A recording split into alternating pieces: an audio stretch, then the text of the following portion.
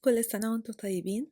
أول وصفة معايا النهاردة هعمل لكم نواعم العيد أو بسكوت النواعم أو بسكوت الزبدة بدون بيض، وبيطلع طعمه زي النواعم بالظبط وجميل قوي وهش وبيتكسر كده أول ما تمسكوه.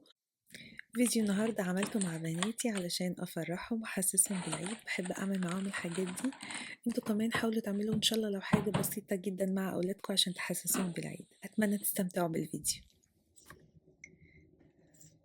ايه رأيكم نعمل ايه اول وصفة من وصفات العيد؟ اوكي، انا بحب النوايا. نعمل نواعم. وانتي يا لينا عايزة ايه؟ نعم. اوكي.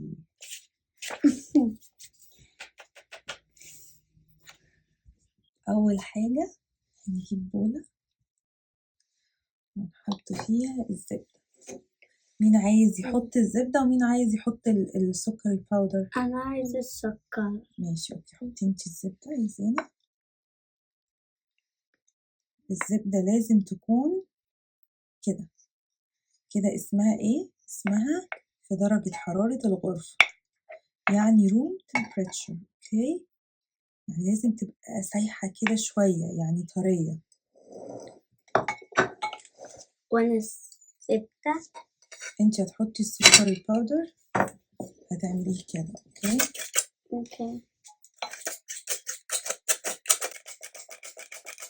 بعدين ندخل السكر في الزبدة كده، نقلب بالراحة خالص كده. يلا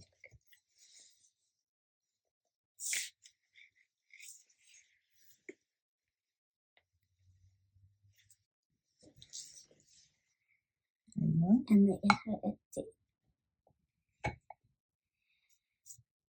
ولازم نضربها كويس قوي لغاية لما لونها يبقى أبيض شوية أو تبقى عاملة زي الكريم شانتيه. اوكي سو كده. يلا اوكي، لينا الأول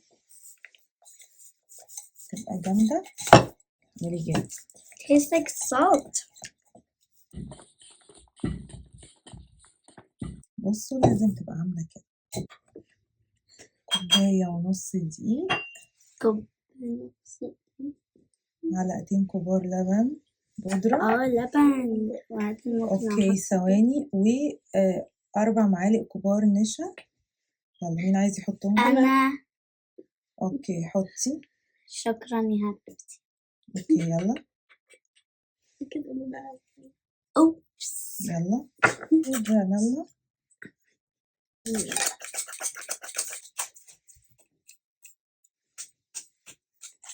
يلا دلوقتي هنقلبهم بالراحة خالص، بالراحة من تحت لفوق. بصي ازاي كده لفوق.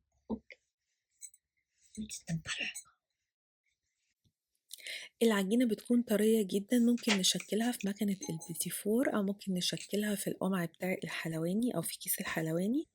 ممكن حتى نبططها بإيدينا مدور ونضغط عليها كده بورق زبدة أو بكيس بلاستيك ونعملها، نضغط عليها بطبق بحيث ان احنا نخليها مدورة ونديها شكل دواير بالشوكة بظهر الشوكة كده علشان يطلع شكل نواعم.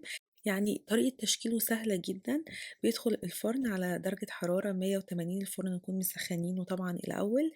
180 الرف الأوسط، بياخد بالظبط من 10 ل 12 دقيقة لغاية لما الحروف كده أو من تحت يبدأ ياخد اللون البني شوية.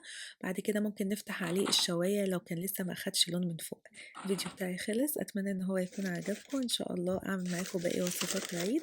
أشوفكم في وصفة تاني قريب، وباي باي.